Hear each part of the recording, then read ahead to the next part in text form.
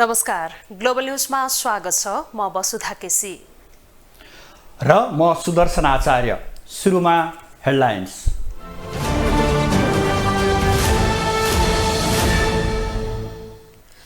हिन्दू धर्मावलम्बीले भक्तिपूर्वक भगवान शिवको पूजा आराधना गरी महाशिवरात्रि पर्व मनाए। पशुपतिनाथमा दर्शनार्थीको विशेष घुइँचो। मुलुकभर विविध कार्यक्रम गरी नेपाली सेनाले 260औं स्थापना दिवस मनायो। सैनिक मञ्च टोलीखेलमा सेनाको परेडसहित कौशल प्रदर्शन। राष्ट्रपति चुनाव नजिकै गर्दा सत्ता गठबन्धनभित्र सन्तुष्टि चुलिँदै। दिनहुँको ओली प्रचण्ड बीचको भेटघाट पनि निष्कर्षविहीन, दुवैका अडान यथावत। सरकारी निकायहरूमा स्वदेशी उत्पादनलाई प्राथमिकता दिन उद्योग मन्त्रालयको निर्देशन। व्यापार घाटा न्यूनीकरणमा सहयोग पुग्ने विश्वास। र आइसिसी विश्वकप क्रिकेट लिग 2 अन्तर्गतको त्रिदेशीय सिरिजमा नामिबियामाथि नेपालको लगातार दोस्रो जित। नामिबिया 3 विकेटले पराजित।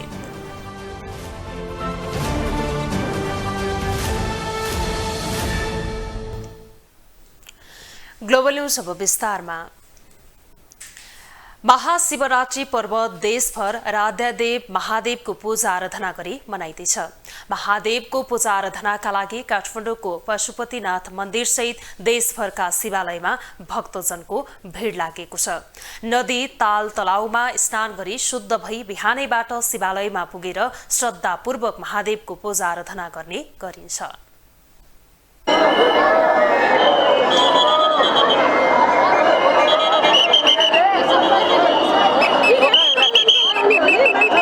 महाशिवरात्रि पर्व देशभर आराध्य देव महादेवको पूजा आराधना गरी मनाइँदैछ। महादेवको पूजा आराधनाका लागि काठमाडौँको पशुपतिनाथ मन्दिर सहित देशभरका शिवालयमा भक्तजनको भिड लागेको छ। अन्य वर्षभन्दा यो वर्ष धेरै राम्रो गरेको मैले महसुस गरेको छु। मलाई त 3 मिनट पनि लागेन। म 73 वर्षको भाइ हजुर र लागेन। एकदम राम्रो व्यवस्था गरिरहेको छ यो पशुपतिनाथले चाहिँ। सबै देश हाम्रो 3 करोड नेपालीलाई रक्षा गरून्। देश राम्रो होस्, प्रगति होस्, सबै नेताको बुद्धि राम्रो सप्रियोस्। आज नदी ताल तलैयामा स्नान गरी शुद्ध भई बिहानैबाट शिवालयमा पुगेर श्रद्धापूर्वक महादेवको पूजा आराधना गर्ने गरिन्छ। अब दर्शन शास्त्रमा शिवजीलाई चाहिँ धेरै एङ्गल धेरै पर्सपेक्टिभबाट हेरिएको छ। उहाँलाई चाहिँ आधुनिक योग विज्ञानका पिता पनि भनिन्छ, परम्परागत योग विज्ञानका पिता पनि भनिन्छ, त्यसै गरी भगवानका पनि भगवान भनिन्छ। महाशिवरात्रि भगवान शिवको महिमा गर्नलाई एकदम उत्तम दिन भएको हिसाबले हामी यसलाई विशेष रूपले मनाउने गरेका छौँ। देशभरका शिवालय तनहुँको देवघाट, म्याग्दीको गलेश्वर धाम, सन्तानेश्वर महादेव, हलेसी महादेव, कुशेश्वर महादेव लगायतका शिवालयमा पनि भक्तजनको बाक्लो उपस्थिति थियो। विशेष गरी काठमाडौँको पशुपतिमा शिवरात्रिको विशेष पूजा अर्चना र उल्लेख्य संख्यामा भक्तजनहरूको उपस्थिति हुने गर्दछ। पशुपति क्षेत्र विकास कोषले पशुपतिनाथको पूजा आराधनाका लागि पुगेका भक्तजनहरूलाई व्यवस्थापनमा कुनै कमी नराखेको जनाएको छ। पशुपति क्षेत्र विकास कोषका प्रवक्ता रेवती रमण अधिकारीले दर्शनार्थीको लाइन सहज रूपमा अघि बढिरहेको बताए। त्यस कारणले पनि दर्शनार्थीहरूको सङ्ख्या जति आइसक्नुहुन्छ आउनुहुन्छ, भनौँ न 10 लाखभन्दा बढी दर्शनार्थीहरू यस क्षेत्रमा आउने अनुमान गरिएको छ। ती आउने दर्शनार्थीहरू सबैलाई हामी पङ्क्तिबद्ध भएर जो लामबद्ध भएर उभिनु भएको हुन्छ त्यो दर्शनार्थीहरूलाई हामी साँझ अबेरसम्म पनि दर्शन गराएर मात्रै फर्किने गरी व्यवस्था मिलाउनेछौँ। हिन्दू धर्ममा महाशिवरात्रि पर्वको विशेष महत्त्व छ। आराध्य देव भगवान महादेव उत्पत्ति भएको रातका नामबाट नामाकरण भएको यो पर्व कालरात्रि, मोहरात्रि, सुखरात्रि र शिवरात्रि नामक 4 प्रमुख रात्रि मध्ये एक पवित्र पर्वका रूपमा वर्णन गरिएको छ। फागुन कृष्ण चतुर्दशीका दिन मनाइने यस पर्वलाई दुखी र कष्टपूर्ण अवस्थामा रहेकाहरूको हृदयमा धर्मको उदय गराउने भगवान शिवको मनपर्ने दिनका रूपमा पनि लिइने चलन छ। आजको दिन भक्तजनहरूले सफा र शुद्ध भई शिव मन्दिरमा पूजा अर्चना गरी व्रत बस्ने र भगवान शिवको नाममा दूध धतुरो र बेलपत्र चढाउने परम्परा छ। यस पर्वका दिन उपवास गरी ओम नमः शिवाय मन्त्र जप्ने गरेमा सर्वसिद्धि लाभ सहित यमलोक जानु नपर्ने धार्मिक मान्यता छ। ग्लोबल टेलिभिजनका लागि क्यामेरामा नरेश मोक्तानका साथमा अभिषेक सापकोटा, काठमाडौँ। महाशिवरात्रिका लागि नेपालसहित भारतबाट समेत गरी 5000 बढी साधु सन्त पशुपतिनाथ मन्दिरमा आएका छन्। तर तिनै मध्येका केही साधु भने पशुपतिनाथ मन्दिरमा शनिबार धरना बसे। महाशिवरात्रिमा प्रवचन दिन आएका शङ्कराचार्यको गाडी मन्दिर क्षेत्रमा प्रवेश गराएको विरोधमा सन्तहरू धरनामा बसेका हुन्। आज शनिबार महाशिवरात्रि आराध्य देव पशुपतिनाथ मन्दिरदेखि देशभरका शिवालयमा भक्तजनको घुइँचो लाग्यो। त्यही घुइँचोमा पाशुपत क्षेत्रमा मात्रै 5000 बढी साधु सन्त दर्शनका लागि आएका छन्। तिनै मध्येका केही साधु सन्तले भने पशुपति मन्दिर क्षेत्रमै धरना दिए। त्यसको कारण थियो महाशिवरात्रिमा प्रवचन दिन भारतबाट आएका शङ्कराचार्यको गाडी मन्दिर क्षेत्रमा प्रवेश गर्नु। महाशिवरात्रिका बेला पशुपति क्षेत्र विकास कोषले मन्दिर क्षेत्रमा अत्यावश्यक बाहेकका सवारी साधन बन्द गरेको थियो। तर शङ्कराचार्यको गाडी भने मन्दिर क्षेत्रमा प्रवेश गरेको थियो। तर साधु सन्तहरूले भने शङ्कराचार्यको सवारीलाई मन्दिर क्षेत्रमा प्रवेश दिएको भन्दै विरोधमा मन्दिर क्षेत्रमै धरना दिए।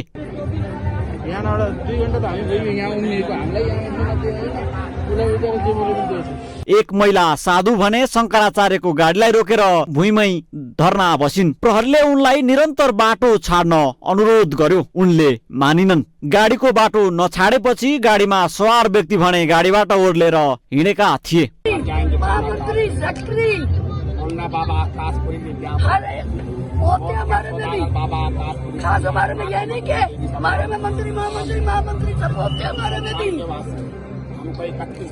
हमारे में भी बच्चा उसका पूछना जरा, महामिलेश्वर को पूछना कि तुम्हारे में महामंत्री मंत्री होते कि नहीं होते। तुम जब महामिलेश्वर बनते हो कैसे बनते हो? उस गांडू को पूछना, उस कुत्ते की औलाद को पूछना। गाली दे, गाली सुन, गाली रिपीट कर। त्यसो त महाशिवरात्रिका लागि पशुपति दर्शनका लागि आएका भक्तजनको भिड थामी नसक्नु थियो। भिड छिचोलेर मन्दिर प्रवेश गर्न खोज्नेलाई प्रहरीले रोकेको थियो।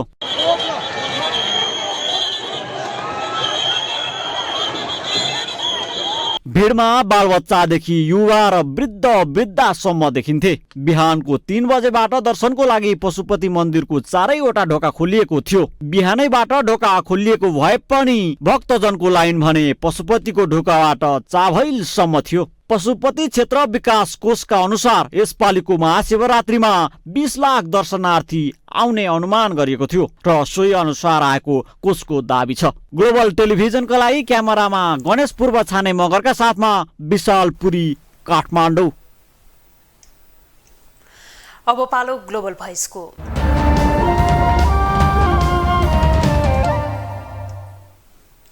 आराध्य देव भगवान शिव र पार्वतीको विवाह उत्सवको दिन आज महाशिवरात्रि पर्व देशभरका शिवालयमा पूजा अर्चना गरी हर्षोल्लासका साथ मनाइएको छ। त्यसमध्ये काठमाडौँको पशुपतिनाथमा विशेष मेला लाग्ने गर्दछ।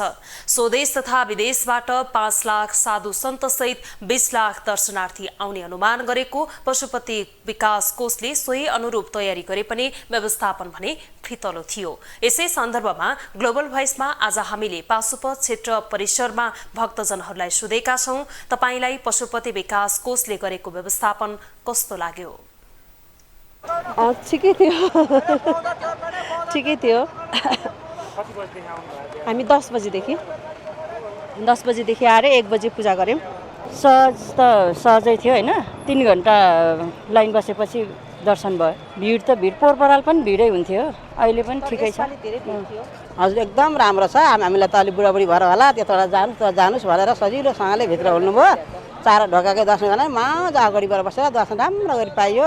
सबै कुराको व्यवस्था फुलमालाले झलमल बेहुली त सिँगारेको थियो। रमाइलो भयो बाबु।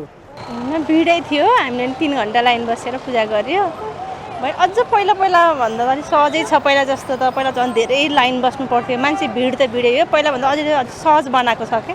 होइन सहज छ एकदम स्वयंसेविकाले राम्रो गरेको छ त्यहाँ पनि हामी भित्रको पनि हौ होइन त्यसले गर्दा हामीलाई चाहिँ भित्र जान छुटै छ अरूको लागि चाहिँ अलिकति गाह्रो छ तर एकदम मिलाएर लगेको छ राम्रोसँगले गरेको छ म चाहिँ शिवरात्रिमा सबैलाई राम्रो होस् देश विदेश हेर्नेहरूलाई यो त लाइफ दिएको छ तपाईँले होइन अनि भगवान् शिवले सबैलाई रक्षा गर्नु पनि हुन्छ शिवरात्रिको जय होस् It was really Rasta Prati, Allah. And the Nepali people are really wonderful after you edit this. Good. And we believe for us, where we come from Israel, we believe there is one God, one creator for everybody, and all people are equal. सहज त अब सुरक्षाकर्मीहरूले एकदम राम्रो line मिलाउनु भएको हो होइन तर पनि कहिलेकाहीँ के हुन्छ भन्दाखेरि त्यो लाइन मिचेर पनि अब मान्छेहरू अगाडि बढिरहेको अवस्था छ होइन अब यो व्यवस्था के गर्नु पर्थ्यो भन्दाखेरि ज्येष्ठ नागरिकहरू र अब हरूलाई पनि व्यवस्था गरेको त थियो तर पनि अब लाइन मिचेर अब कोही अघि कोही पछि गएको हुनाले अलि सहज वातावरण त्यति छैन तर सुरक्षाकर्मीहरूले आफ्नो ड्युटी चाहिँ उहाँहरूले निभाउनु भएको छैन अलिक गाह्रै छ कठिनाइ छ असजिलो छ दर्शन गर्नलाई पोहोरको भन्दा पनि अझ धेरै मान्छे छ धेरै सहज छ पोहोर जुन यो भिड थियो है अहिले चाहिँ धेरै नै खुकुलो देखेँ मैले किनभने अब 3 वर्ष रेगुलर भयो पशुपति आएको तर पोहोर हेरिकन चाहिँ अहिले चाहिँ मलाई चाहिँ खुल्ला महसुस भयो ठिकै हो त्यो त अरू बेला पनि उस्तै हो हुन त अहिले होइन अहिले आएको जस्तै हो तर आज चाहिँ अलिकति अब भक्तजनहरू धेरै छन् त अहिले भिड देशभरका शिवालयमा जस्तै नेपालगञ्जको बागेश्वरी मन्दिरमा पनि भक्तजनहरूको विशेष घुइँचो लागेको छ हिन्दू धर्मावलम्बीहरूको आस्थाको केन्द्रको रूपमा रहेको बागेश्वरी मन्दिर तथा मन्दिर परिसरमा रहेका जुङ्गे महादेव मुख्य शक्तिपीठ मध्येको एक रहेको जनविश्वास रहेको छ बिहान सबेरैदेखि देशका विभिन्न ठाउँ तथा भारतबाट समेत भक्तजनहरूले आफ्नो आराध्यदेव भगवान शिवजीको पूजा तथा आरतीका लागि बागेश्वरी मन्दिरमा ठुलो सङ्ख्यामा लामबद्ध भएर पालैपालो पूजा गरिरहेका थिए देवहरूका देव महादेवको पूजा आराधनाले आफूहरूले चाहेको वर पाइने विश्वासले भगवानलाई बेलपत्र फूल दूध भेटी तथा प्रसाद चढाउने गर्दछन् सङ्घीय लोकतान्त्रिक गणतन्त्र नेपालको प्रमुख सुरक्षा अङ्ग नेपाली सेनाले शनिबार मुलुकभर विविध कार्यक्रम गरी 260औं स्थापना दिवस मनाएको छ राष्ट्रपति विद्यादेवी भण्डारी प्रधानमन्त्री पुष्पकमल दाहाल प्रचण्ड लगायतका उच्च पदस्थ व्यक्तिहरूको सैनिक मञ्च टुडी खेलमा सहभागिता थियो राष्ट्रपति भण्डारी नागरिकको आस्था र भरोसाको केन्द्रबिन्दुका रूपमा रहेको सेनाको परमाधिपति समेत हुने व्यवस्था छ सेना दिवसका अवसरमा सैनिक मञ्च टुडी खेलमा परेड शास्त्र अभ्यास तथा तोप बढाई कवाज लगायत विविध सैनिक कला र सांस्कृतिक कार्यक्रम सञ्चालन भएको थियो भारतीय सेनाको गोर्खा रेजिमेन्ट र बेलायत आर्मीको टोलीद्वारा ब्यान्ड प्रस्तुति समेत गरिएको छ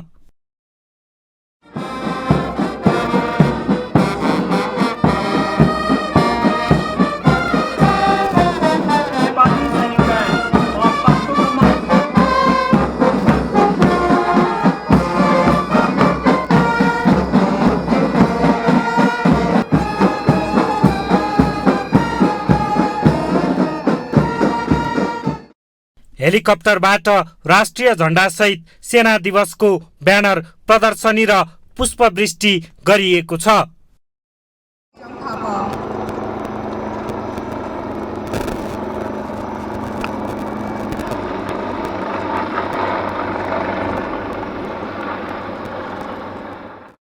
नेपाली सेनाले हरेक वर्ष महाशिवरात्रिको दिन आफ्नो सेना दिवस मनाउँदै आएको छ नेपाली सेनाको इतिहासले नै यसको ओज अझै बढाएको छ नेपालको स्वतन्त्रता भौगोलिक अखण्डता र सार्वभौम सत्ताको रक्षाका लागि इतिहासका विभिन्न कालखण्डमा नेपाली सेनाले उदाहरणीय र कीर्तिमानी काम गर्दै आएको छ वर्तमान सेनाको सांगठनिक स्वरूपको 1819 सालदेखि सुरुवात भएको हो राष्ट्रिय एकता कायम राख्नु नेपाली सेनाको संवैधानिक जिम्मेवारी भित्र पर्दछ सेनामा अनुशासन चेन अफ कमान्ड र राजनीति निरपेक्ष चरित्र एकताको भावना उच्च संस्कारका रूपमा रहने गर्छ नेपाली सेना मुलुकमा मात्र होइन अन्तर्राष्ट्रिय क्षेत्रमा भरपर्दो र विश्वसनीय फौजको छवि बनाउन सफल भएको छ।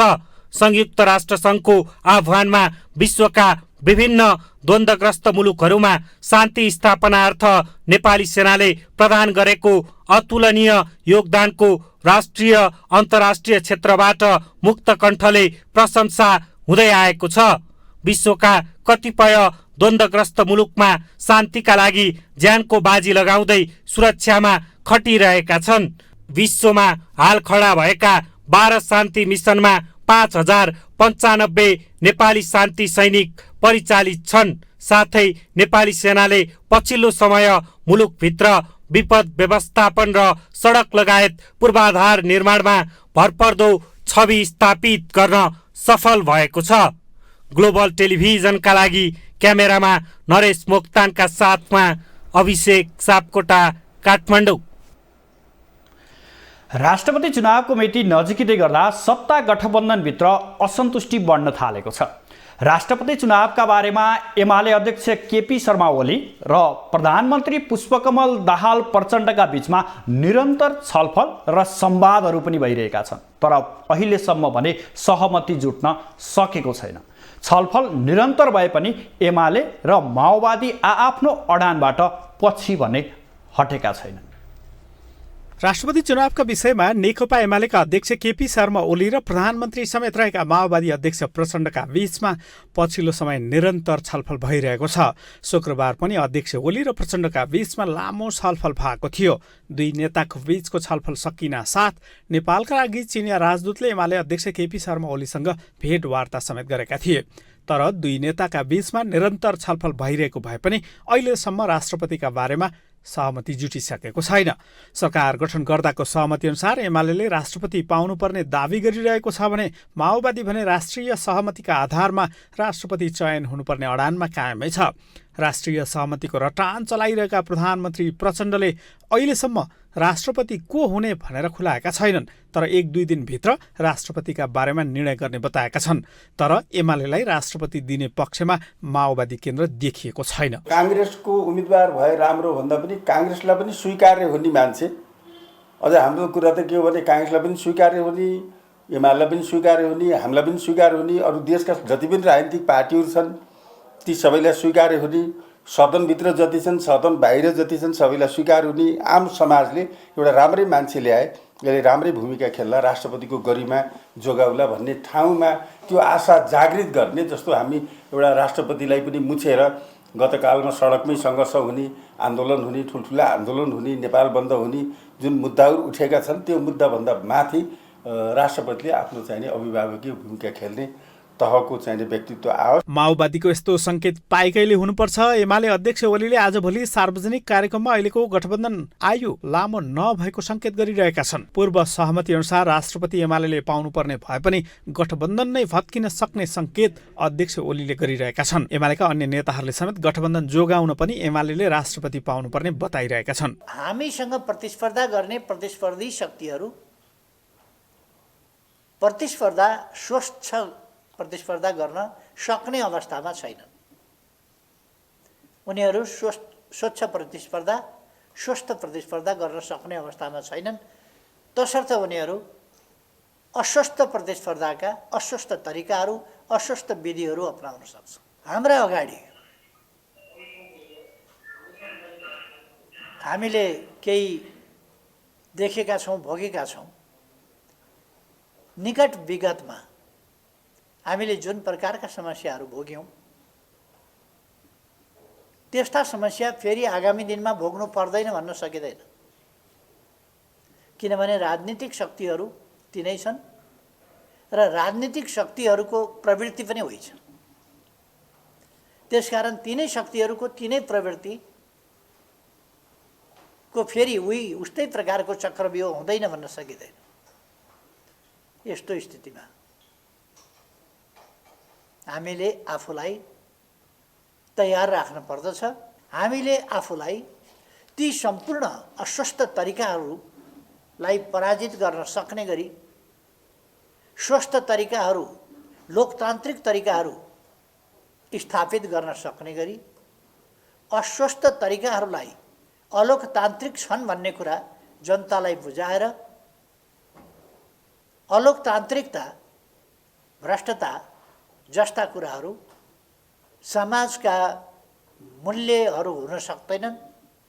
ती सहज ग्राह्य जस्ता जो बनाउन खोजिएको छ ती हुन सक्दैनन् भन्ने कुरा हामीले जनतालाई बुझाउनु छ।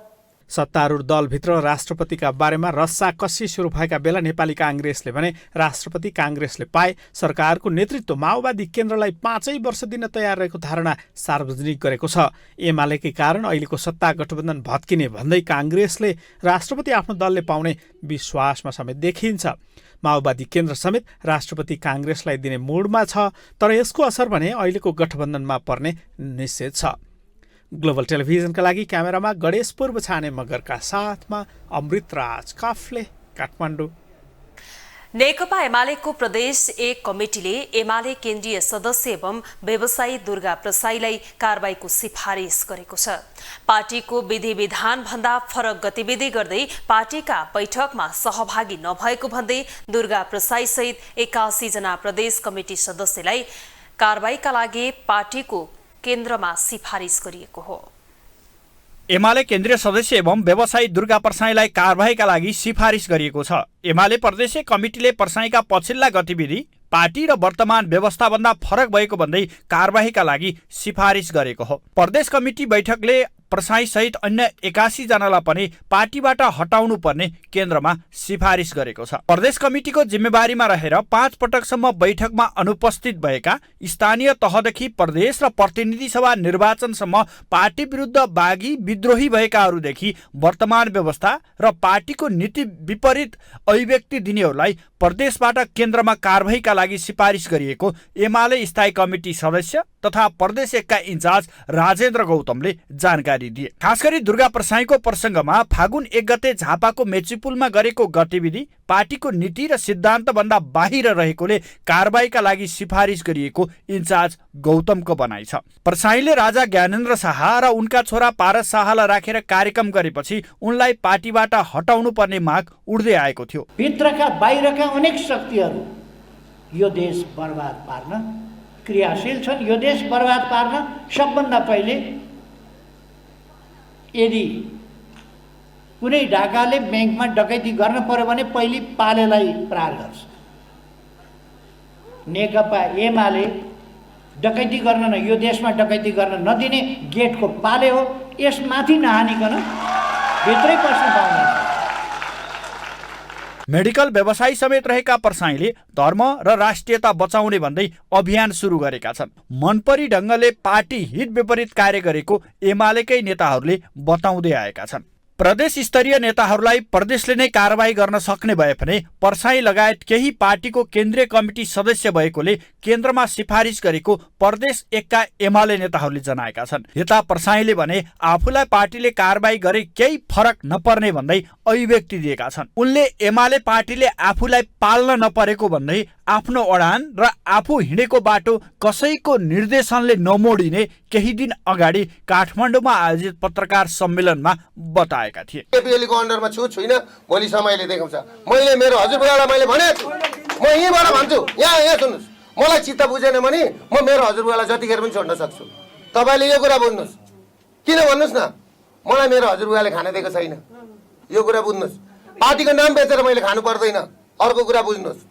पार्टी बिना पनि म बाँच्न सक्छु। पछिल्लो समय प्रसाईले लघुवित्त र बैंकका कर्मचारीहरूलाई जहाँ भेट्यो त्यही कालोमोसो दल्नुपर्ने, अहिलेका पार्टीले र गणतान्त्रिक व्यवस्थाले धर्म संस्कृति नाश गर्यो भन्दै केही हुल मान्छे जम्मा गरेर व्यवस्था विरोधी अभिव्यक्ति दिँदै आएका छन्। ग्लोबल टेलिभिजन एलटीका लागि सुदर्शन आचार्यको रिपोर्ट।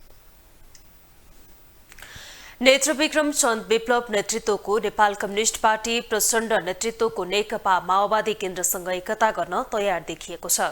पूर्व माओवादी धारका शक्तिहरूबीच एकताको प्रयास भइरहेका बेला प्रवक्ता खड्कबहादुर विश्वकर्माले माओवादी केन्द्रसँग एकताको सम्भावना रहेको बताएका छन्।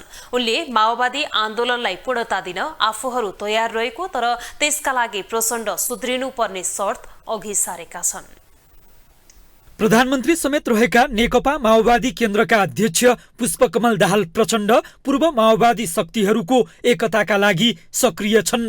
नेपाल समाजवादी पार्टीका अध्यक्ष डाक्टर बाबुराम भट्टराई, नेपाल कम्युनिस्ट पार्टीका महासचिव नेत्र विक्रम चन्द विप्लव, माओवादी समाजवादीका अध्यक्ष कर्णजित बुढाथोकी सहितका आफूसँग युद्ध लडेका पूर्व सहकर्मीहरूसँग एकताको प्रक्रिया थालेका प्रचण्डले माओवादी विचारधाराका अन्य समूहलाई समेत एकताको आह्वान गरिरहेका छन्। खास गरी नेपाल समाजवादी र नेपाल कम्युनिस्ट पार्टीको एकता प्रक्रियालाई तुरुन्तै टुङ्ग्याउने पक्षमा रहेका प्रचण्डले बाबुराम भट्टराई र विप्लवसँगको छलफललाई तीव्र बनाएका छन्। माओवादी आन्दोलनको ह्याप्पी एन्डिङका लागि पूर्व माओवादीहरू एकजुट हुनुपर्ने र त्यसका लागि बाबुराम र विप्लव सहितका नेताहरूले साथ दिनुपर्ने प्रचण्डको प्रस्ताव छ। तर विप्लव नेतृत्वको नेपाल कम्युनिस्ट पार्टीले भने पूर्व माओवादीको एकता अहिलेको आवश्यकता भए पनि त्यसका लागि स्वयं प्रचण्डले सुध्रिनुपर्ने शर्त अघि सारेका छन्। पार्टीका प्रवक्ता खड्गबहादुर विश्वकर्माले एकताका लागि छलफल भइरहेको स्वीकार्दै विचार, सिद्धान्त र एजेन्डामा सम्झौता गरेर पूर्व माओवादीहरू एक हुन सक्ने संकेत गरेका छन्। माओवादीहरूले अलग भइसकेपछि जे प्र्याक्टिस गरे ती प्र्याक्टिसहरूलाई धेरै नेगेटिभली नहेरौँ। ती प्र्याक्टिस सही थिए कि गलत थिए भन्ने कुरालाई त वस्तुसङ्गत निर्ममतापूर्वक समीक्षा गरौँ, त्यसको निम्ति बहस छलफल गरौँ है। तर अहिलेका समस्याको समाधान गर्नको निम्ति त्यत्रो 10 वर्ष ठुलो चाहिँ कन्ट्रिब्युसन गरेको चाहिँ तपाईँको माओवादी शक्ति विगतको हुनुले त्यसले नै फर्स्ट सोध्नुपर्छ। त्यसपछि नेपालका कम्युनिस्टहरूले सोच्नुपर्छ, त्यसपछि प्रगतिशील डेमोक्रेटहरूले सोच्नुपर्छ र देशभक्तहरूले पनि सोच्नुपर्छ भन्ने चाहिँ तपाईँको विषयमा हामी चाहिँ पोजिटिभ भएका छौँ भन्नु न।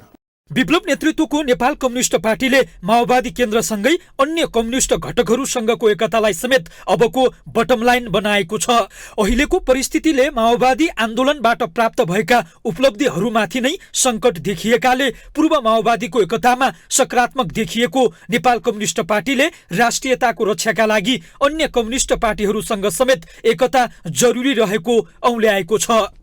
पुरानै स्थितिले हुँदैन, नयाँ ढङ्गले हामीले सोच्नुपर्छ। कतै न कतै विगतको हाम्रो आफ्नो समीक्षा गरेर अनि त कहाँनिर त्रुटि भए अनि त्यसलाई करेक्सन गर्ने गरिकन नयाँ ढङ्गले सोच्नुपर्छ भन्ने जबरजस्त वस्तुस्थिति बन्या छ र त्यो सोच र त्यो चेतना त्यो डिस्कस सबै पार्टीमा भएको छ है। अब त्यो चाहिँ तपाईँ माओवादी केन्द्रमा पनि हुने भयो। नेपालमा 2052 सालदेखि 10 वर्षसम्म चलेको माओवादी युद्धले 2063 सालमा शान्तिको बाटो समातेको थियो।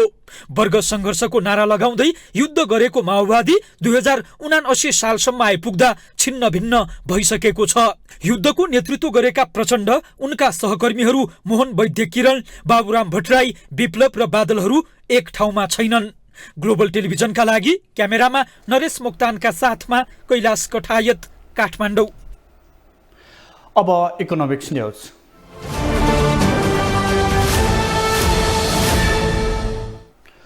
उद्योग वाणिज्य तथा आपूर्ति मन्त्रालयले सबै सरकारी निकायहरूमा स्वदेशी उत्पादनलाई प्राथमिकता दिन निर्देशन दिएको छ। मन्त्रालयले एक सूचना जारी गर्दै व्यापार घाटा न्यूनीकरण गर्ने योजना अन्तर्गत सार्वजनिक निकायले स्वदेशी उत्पादनको प्रयोगलाई बढावा दिन निर्देशन दिएको हो। सार्वजनिक निकायले प्रयोग गर्ने स्टेसनरी र मेसिनरी औजार जस्ता माल सामान खरिद गर्दा उपलब्ध भएसम्म स्वदेशी वस्तु नै प्रयोग गर्नुपर्नेमा निर्देशनमा उल्लेख गरिएको छ। नेपाली सामान विदेशीको तुलनामा 15% महँगो भए पनि नेपाली उत्पादन नै किन्न मन्त्रालयले भनेको छ। यसका साथै स्वदेशी उत्पादनले सार्वजनिक निकायमा आफ्नो उत्पादनको सूची उपलब्ध गराउनु पर्ने समेत मन्त्रालयले सार्वजनिक गरेको सूचनामा उल्लेख गरिएको छ।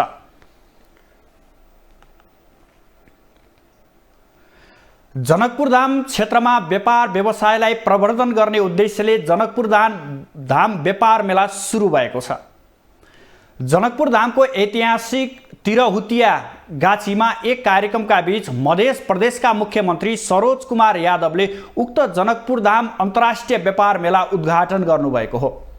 जनकपुर धाम उद्योग वाणिज्य सङ्घको आयोजनामा सुरु भएको व्यापार मेलाको उद्घाटन मध्य प्रदेशका मुख्यमन्त्री सरोज कुमार यादवले गर्नुभएको थियो। उद्घाटन गर्दै उहाँले विगत 5 वर्षको सरकारको सबैभन्दा ठूलो उपलब्धि जनकपुर राजधानी बन्नु रहेको बताउनुभयो। उहाँले धनुषा र महोत्तरी बाहेकका कुनै पनि जिल्लाका सांसदहरू जनकपुर धामलाई राजधानी बनाउने पक्षमा नरहेको समेत उल्लेख गर्नुभयो। मुख्यमन्त्री यादवले यस्ता मेलाको आयोजनाले मध्य प्रदेशको व्यापार प्रवर्धनका साथै यस क्षेत्रको पर्यटकीय विकासमा टेवा पुग्ने धारणा राख्नुभयो। फागुन 14 गतेसम्म चल्ने व्यापार मेलामा 150वटा स्टलहरू रहेका छन्। 10 लाख दर्शकले अवलोकन गर्ने विश्वास गरिएको मेलामा करिब 20 करोड रुपियाँ बराबरको व्यापार हुने अनुमान गरिएको जनकपुर धाम उद्योग वाणिज्य सङ्घका अध्यक्ष जितेन्द्र महासेठले बताउनुभयो।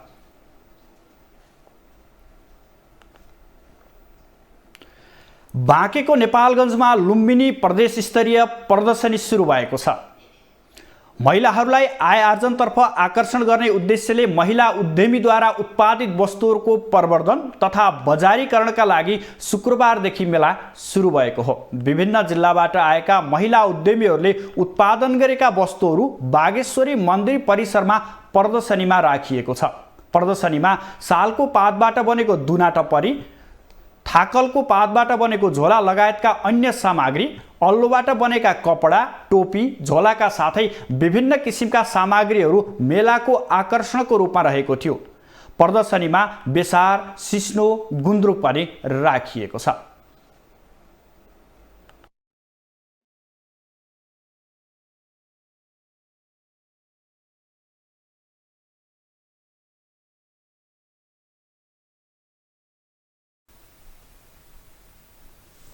अब इन्टरनेशनल न्यूज।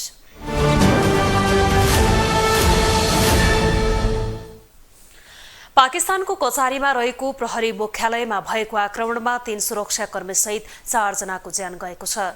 दक्षिणी शहर कराचीमा रहेको प्रहरी मुख्यालयमा गैराती तालिबानी समूहको आक्रमणमा 3 सुरक्षाकर्मी र 1 सर्वसाधारणको ज्यान गएको हो।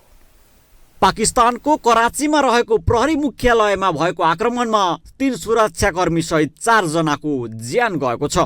दक्षिणी शहर कराचीमा रहेको प्रहरी मुख्यालयमा गैराती तालिबानी समूहको आक्रमणमा परि 3 सुरक्षाकर्मी र 1 नागरिकको ज्यान गएको अन्तर्राष्ट्रिय सञ्चार माध्यमहरूले जनाएका छन्। 6-7 जनाको समूहमा आएका आक्रमणकारीहरूले प्रहरी मुख्यालयमा प्रवेश गरी गोली चलाएका थिए। सुरक्षाकर्मीले प्रतिकार गर्दा केही घाइते पनि भएका छन्। शहरका अरू क्षेत्रबाट प्रहरी प्रधान कार्यालय कराचीमा थप सुरक्षाकर्मी पठाइएको छ। आक्रमणको तेहरिक ए तालिबान पाकिस्तान टिटिपीले जिम्मा लिएको बीबीसीले जनाएको छ। गत नोभेम्बरदेखि पाकिस्तानी तालिबानले सरकारको 1 महिने युद्ध विराम एकतर्फी रूपमा समाप्त भएको घोषणा गरेसँगै आक्रमण र विस्फोटका घटनाहरू बढ्न थालेका छन्। केही समय अघि पाकिस्तानको कराची शहरमा नै रहेको अहमदिया मस्जिदमा तोडफोड भएको थियो।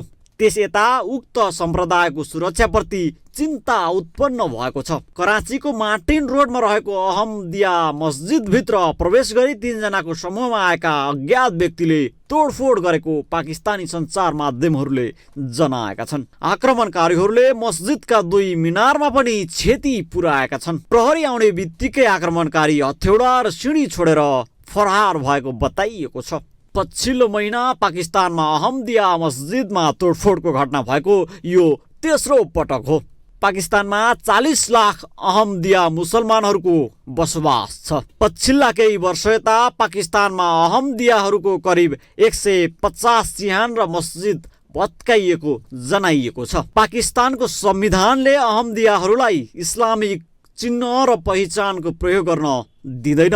यसरी पाकिस्तानमा सुरक्षा थ्रेट बढिरहेको बेला आर्थिक सङ्कट भने झनै गहिरिँदै गएको छ। पाकिस्तानमा पेट्रोलदेखि खाद्यान्नका सामानहरूको मूल्य दिन प्रतिदिन आकाशिँदै गएको छ। अहिलेकै अवस्था कायम रहे पाकिस्तान श्रीलङ्काको हालतमा पुग्ने आकलन समेत सुरु भएको छ। ग्लोबल टेलिभिजनको लागि एजेन्सीको सहयोगमा विशाल पुरीको रिपोर्ट। अब स्पोर्ट्स न्यूज।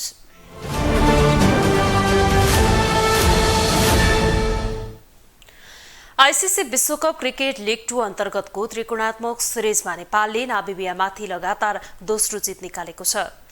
कीर्तिपुर स्थित ट्यू क्रिकेट मैदानमा शनिबार 3 विकेटको जित निकाल्दै नेपालले नामिबियामाथि लगातार दोस्रो जित निकालेको हो। नामिबियाले दिएको 275 रनको लक्ष्य नेपालले 47 ओभर 3 बलमा 7 विकेट गुमाएर पूरा गर्यो। नेपालको जितमा कुशल मल्ल, आसिफ शेख तथा पूर्व कप्तान ज्ञानेन्द्र मल्लले अर्धशतक प्रहार गरे। आसिफले 81, ज्ञानेन्द्रले 65 र कुशल मल्लले 62 रन बनाए भने कप्तान रोहित कुमार पौडेलले 39 रन बनाए। नामिबियाका रुबेन ट्रम्पलिनले 3, बर्नार्ड स्कोल्सले 2 तथा ताङ्गेनी लुङ्गामेनी र पिङ्किया फ्रान्सले 1 विकेट लिए। त्यसअघि टस हारेर पहिले ब्याटिङ गरेको नामिबियाले 50 ओभरमा 6 विकेट गुमाएर 274 रन बनाएको थियो। नामिबियाका लागि जान ग्रिनले 63 बलमा 75 रनको अर्धशतकीय इनिङ खेलेका थिए। उनले 11 चौका र 1 छक्का प्रहार गरेका थिए। पिकिया फ्रान्सले 49 तथा रुबेन ट्रम्पलम्यानले अभिजित 24 रन बनाएका हुन्। त्यस्तै लो हान्ड्रे लौरेन्सले 41 तथा माइकल भानले 22 रनमा आउट हुँदा कार्ल ब्रिकस्टकले 20 रन बनाएका हुन्। नेपालका सन्दीप लामिछानेले 3, करण केसीले 1 विकेट लिए। घरेलु मैदानमा जारी सिरिजमा नेपालको यो लगातार तेस्रो जित हो। यो जितसँगै नेपालले 27 खेलमा 24 अङ्क जोड्दै तालिकाको 6औं स्थानमा रहेको छ भने नामिबिया 33 खेलमा 37 अङ्क जोडेर तेस्रो स्थानमा रहेको छ। आईसीसी विश्वकप लीग 2 अन्तर्गत त्रिकोणात्मक सिरिजमा नेपालले नामिबियालाई 3 विकेटले पराजित गरेको छ। जारी सिरिजमा नेपाललाई तेस्रो जित दिलाउने क्रममा आसिफ शेख, ज्ञानेन्द्र मल्ल, कुशल मल्ल र सन्दीप लामिछानेले उत्कृष्ट प्रदर्शन गरे।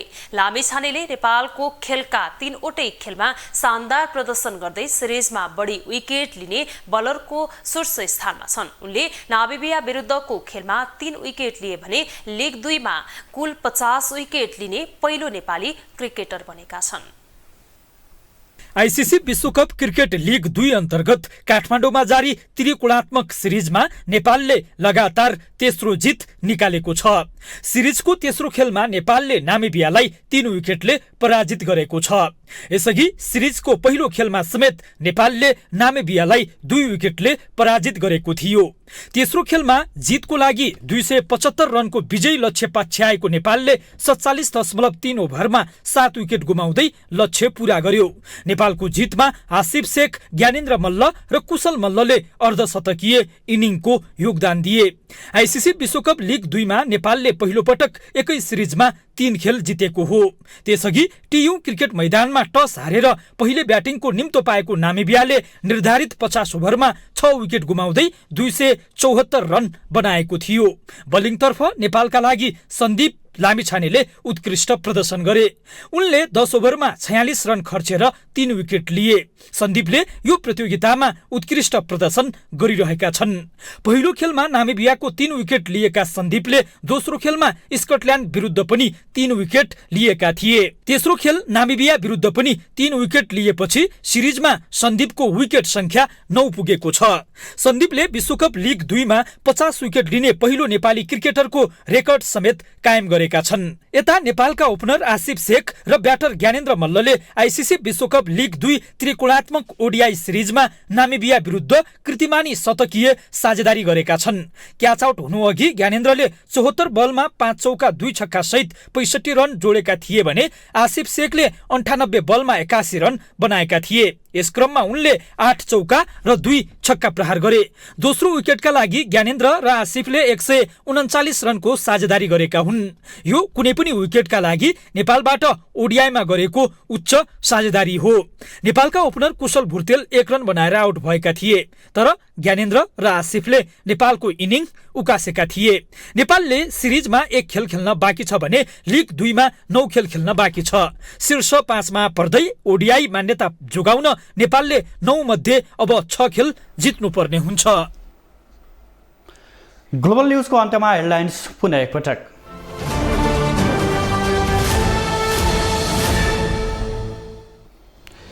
हिन्दू धर्मावलम्बीले भक्तिपूर्वक मनाए शिवको पूजा आराधना गरी महाशिवरात्रि पर्व। पशुपतिमा दर्शनार्थीको विशेष घुइँचो।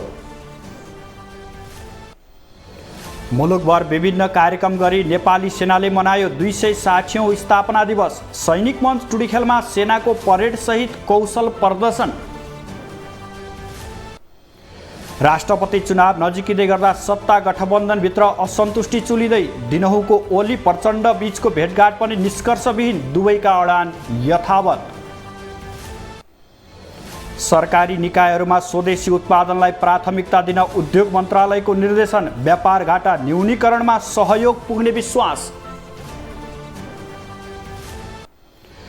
र आइसिसी विश्वकप क्रिकेट लिग 2 अन्तर्गतको त्रिदेशीय सिरिजमा नामिबियामाथि नेपालको लगातार दोस्रो जित। नामिबिया 3 विकेटले पराजित।